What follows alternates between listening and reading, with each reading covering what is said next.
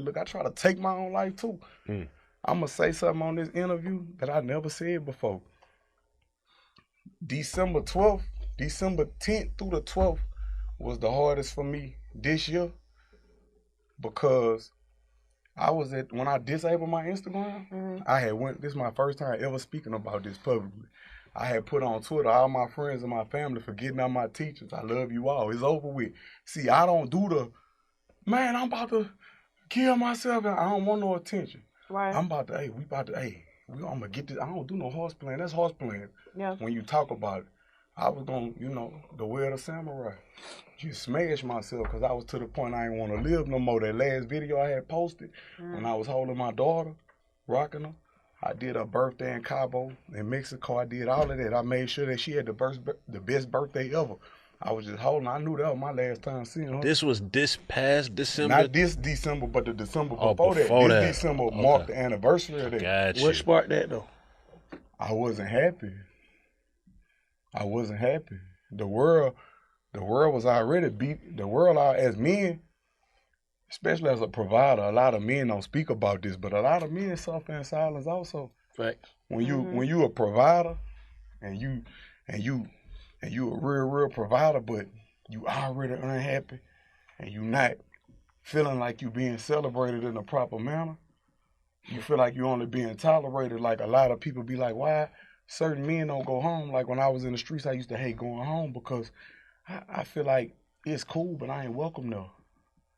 Because it don't feel embracing when I go home. It's like, y'all act like this is what I'm supposed to be doing. Facts. And a lot of men suffer from that and not knowing that it's okay to have your man cave. You have to go in your solitude and have your time for yourself in order for you to release. Because we so busy being tough and harboring all these resentment and emotions and all the shit we deal with, you know what I'm saying, to where it's just that pressure was on top of my head. I was like, man, I quit. I was at the gym. Once we got back to California, I was telling Issa, I'm like, I love you, baby. I do. I made up for every birthday. That was the last post I made. Then I had disconnected my Instagram. That was my last tweet I made. That's crazy I'm even speaking about this. I don't even know why. God must have put it on my heart. So then after that, I went to the gym and I worked out good and I put all my jewelry on. I don't even wear jewelry. I just do that for mine. He like jewelry. I don't even care for that. Yeah. But I put all my jewelry on. I had a raw letter that I wrote about everything, you know. I was just saying I don't regret nobody I ever stepped on. Yeah. You know, if I did it to you, your mama ain't raised you right. You know, that just was, I just wrote everything. I wrote about how, how I've been in love before, how I had my heart broke, how the first woman to ever break my heart was my mother. I wrote about that, The only woman that ever loved me was my grandmother. I wrote everything down. So then after I did that, I had a raw letter. I went in the gym, worked out, took a shower, put all my jewelry on. I said, yeah. I looked at myself in the mirror. I said, hey, Dick. I be saying Dick a lot because my grandfather called me that. That's my nickname. So when you hear people say Dick. But anyway, long story short, I looked in the mirror. I say Dick, hey, it's time to stand on that business. Ain't no more talking. So I was like, yeah, let's go get it done. Show you how God worked through people. I'm walking out the gym. White boy walked up on me, kind of big. I see him in there a lot. He said, can I approach you?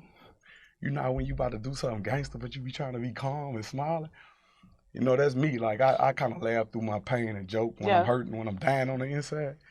So dude walked up on me. He like, man, your music, the only thing make this crazy world make sense. I was like, man, the world's a cruel place, man. Trust me, I know. I'm laughing, but I know what I'm about to go do. You know what you about to go do, yeah. So he was like, man, I was worried about you because you had disconnected your Instagram and your Twitter. Like the world needs you because, man, it's like your music done kept me from committing suicide so many times. I say, listen, I swear to God, right now, I'm about to go push my shit out. Right now. I say, you the only one I'm telling. Man, you know what that dude did? He cried and he grabbed me. He say, if you do that, so many people gonna take their own life because you all we got. That's what he told me. That's wild. He said, your music is the only thing that make this crazy world make sense. He cried.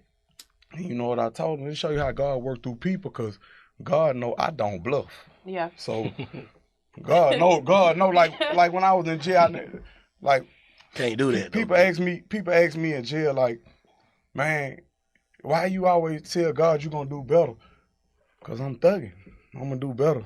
Like I can't lie to God. I pray before I have sex. Like women be like, why you do this? I mean, God, I already know He the reason my dick even getting hard. For to throw this bitch in your stomach. You know what I'm saying? So I like to keep it real, you know, with myself. I'm not gonna lie to myself. I'm not gonna lie to God. So I ain't trying to be holy or nothing like that, but I just come up real spiritual. Like I'm gonna talk to my Creator. So anyway, long story short, dude hugged me and I said, you know what? I guess I'll stick around a while. You know, I'm still just playing, but I'm like, you know what? I guess thinking about it. Like I guess I'll stick around a while. You know. That's what I'm telling me. That's when I do my little proper voice when I'm being sarcastic. You know, that's my way. That's a coping mechanism for me. I make a joke. Like, I make a joke through, like, when I was on lockdown, you know, and they'll bring me the food. I'll be like, oh, room service. You know, I just, you know, it's me making a joke to deal with my discomfort. You know what I'm saying? Right. So, to kind of lighten the mood a little bit. You the one got me out my bed. I can't believe I'm on here talking about this. This shit going on. I gotta get my money. I don't care because this may help somebody. Yeah, we don't give a fuck. It's gonna help a lot of people. Like, yeah, this may help somebody. If I only help one person with my story, with everything I've been through, then I've served my purpose.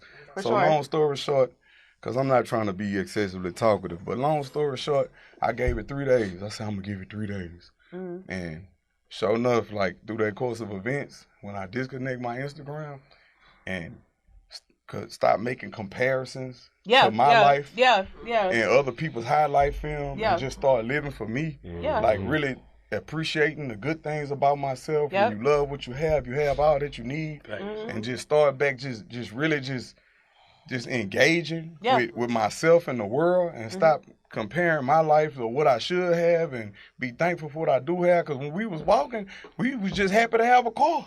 Now we want a Rolls Royce. You know what I'm saying? Yeah, that's how that shit You know, you was just happy to have a car. Now you just, man, dude, I want what dude with homie got. My homie probably can't pay the lease on it. He probably crying when he drive off. He make it look good. But it just, we don't know. We compare ourselves to other people. And you never know what's going on under the surface. So, and that's what really had just shook me all the way back. I didn't want to go to Puerto Rico because I got, you know, for everybody that know, it's deeply rooted there. So I ended up going to Puerto Rico and was like, man, my grandmother's spirit everywhere. I ain't got to, you know, like her spirit with me everywhere I go. She proud of me. Everybody down there, they proud of me. In the most treacherous neighborhoods. You can't even come out there with cameras. I'm filming in these neighborhoods. These people love me to death. Like anywhere I go, the slums love me. Like the streets love me. Like everywhere I go, like everybody love me. I had built it in my mind that don't nobody fuck with me. No, the world love me. Everybody love me. But you'll get on Instagram and be like, man, don't nobody fuck with me, man. Fuck you, bitch ass. But that's not true. Like, the world loves me. It's the furthest thing from the truth. And it was like, when it keep you in a depressed state, you spend more money on entertainment and shit like that. And external things to make yourself happy, but the only thing that can make you happy is fixing what's internal. Inside,